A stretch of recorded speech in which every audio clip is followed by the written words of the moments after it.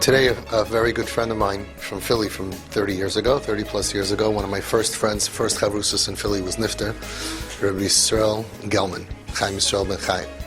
It's really. And he was a really, really amazing person. And there's a lot to be said. But his son spoke with Levaya today. And his son said that I could say a lot of stories about my father, but let me just tell you one story. I was in Eretz Yisrael, I was in yeshiva, and I was going through a tough time, something difficult. And I got a call one day from my father. And he said, I'm downstairs. He came for 24 hours just to give him a hug. We went out to eat, we schmoozed. And he just rejuvenated me. Just let me know, I love you, I care about you, I'm here for you. That's the end of the story. It's an amazing story. But I think that the wake-up call for us is that one day, like I always say, if everything goes according to the plan, they're going to be speaking at your funeral. And we're giving them the speech. Make it good. And of all the things that a father does for a kid, from when he's born, starting, mamish, all the pressure and everything he did, right? So Sruli did so much for this kid. But what stood out? What was the story? What made him realize my father loves me? Does the kid realize my father loves me because he's pressured to pay the tuition? No. Did the kids appreciate everything that we do for them? No. Do we appreciate everything Hashem does for us? No. We appreciate the sun? No. Oxygen? No. But when something happens that's extra, that really just proves to the child, you're not alone, you have people who care about you, it has to be something outstanding. It doesn't happen on a regular day. When we have those opportunities to do that to our children, we're doing things that they will remember forever. Forever. Whatever it cost him for that ticket, whatever time he gave and effort was worth it. Not because he got a good funeral speech. Because this kid knows, and his other kids know, my father was there for me, my father loved me. And that comes when you do something amazing, unexpected, undeserved, not necessary. A lot of people would say, I don't have to go. Why do I have to go? He wasn't suicidal. He was in yeshiva. I can call him, write him a letter, a postcard, send him a box of chocolates. Ein a daima. And the kid said that visit that my father gave me, he gave me no advice. Nothing. He came, we schmoozed, we went out to eat, he gave me a hug. He said that feeling that I knew that my father cares about me, that's what helped me. That's such a big lesson. We should be lizecher to do it, to go to all of our kids, and we don't have to wait for crisis. Every kid today is in shtickle crisis. Every kid today is struggling. And we do so much for our kids. But that injection is something they'll remember forever, and that will give them koyach forever. Reb Shamshon Raphael Hirsch says that parents who try to exercise power and control over their children, even if they'll listen to you right now when they're in front of you, but when they're not in front of you, they're not going to listen.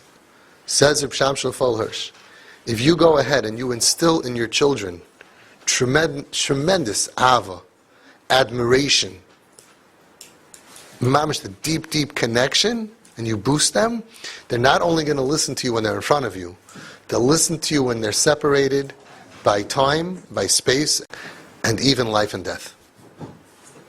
No matter where you are, you'll have a hashpah, influence, and control, effect on that child, just by what you were able to do when you were able to do it. That's a wake-up call for all of us. We're so busy with our kids, but they don't feel that. And if you can do something like what Sruli, Reb Yisrael did, what a rosham he made on this kid. A little kid, he was 18, 19 years old at the time, forever. You know what's sad? He has a father for the rest of his life. What's sad is all those other kids that their father is alive and they don't have a father. Because their fathers are too busy or too sidetracked to understand how to be a father in our dar. This kid will never be able to see his father alive and get a hug and a kiss. But for the rest of his life, he knows, my tati loved me more than anything. My father was on my side. My father cared about me. He flew to Eretz Yisrael for 24 hours just to give me a hug and take me out to eat and give me chizuk. No advice, nothing. I'm here for you. This kid has a father forever. You know how many kids are out there? They don't have a father. They don't have a father. Maybe they never say Kaddish for their father. The father's alive. Maybe it's even worse. They don't have a father. They don't have a mother. Busy, busy, busy, busy, busy. Pushing, pushing, pushing, pushing, pushing. I get a call almost every single day. I'm not exaggerating. I would play you the voice note. Heartbreaking calls that I get every single day. I'm 22, I'm 26, I'm 28, I'm 19. I'm different than my father. I'm different than my mother. Mamish, I don't want to give details because I don't want it to come out, but heartbreaking. This kid called me up. He's sending his father to me. He said, can you please tell my father to accept me? I'm frum, but I'm different than my family. I don't dress the way they want. And my father has health issues, and he said, it's because of you. And they don't accept me, so I stopped going home.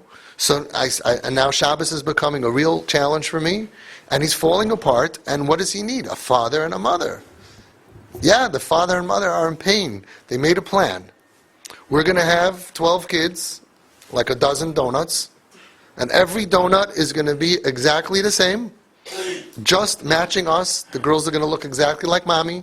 They're going to be extremely tzniistic. They're going to love Hashem, daven like mamish for 6 hours in a tehillim, and be the best cleaners and bakers and cookers and support all their husbands.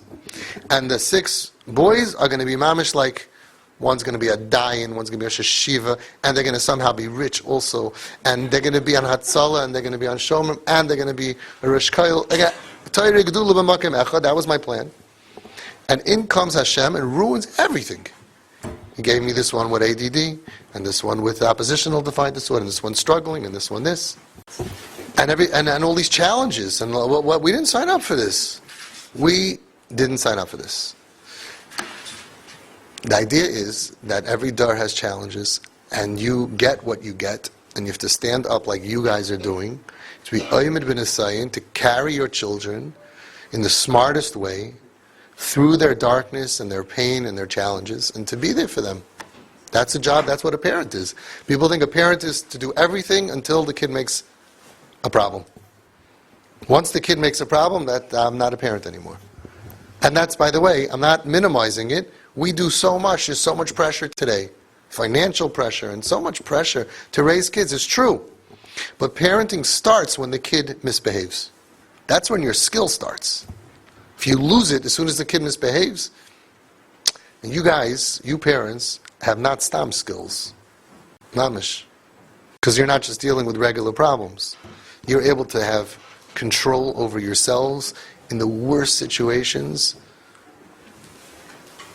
No, Hashem should continue to give you kayach, the strength and the mayach to do what you need to do to carry your kids. Because nobody else is going to carry them. For everybody else, no, it's another statistic. Oy, did you hear the terrible, sad story? It's all about us. There's no cavalry. We are carrying our kids, and Hashem wants that, obviously, from our dar, that instead of Bikesh Yaakov Leishiv B'Shalva, we are doing 1,000,000, even regular parents are doing 1,000,000 times more work for our kids than the previous generations. For sure. Not even a shailos. We're so busy with our kids and all their issues and their problems. Obviously, Hashem wants us to go ahead and to give up everything for our child. And we hope that that is going to cause karachim of, like you, parents like you, albanim, kain terachim Hashem aleinu. Hashem's going to say, okay, whether they deserve it or not, I got to help them. I got to save them. It's going to be because of you. It's going to be because of your dedication to your children when everybody else in your family is saying, enough. Why do you have to do so much? Fine. When it's your kid and what you're doing, you're going to bring Mashiach. No question about it.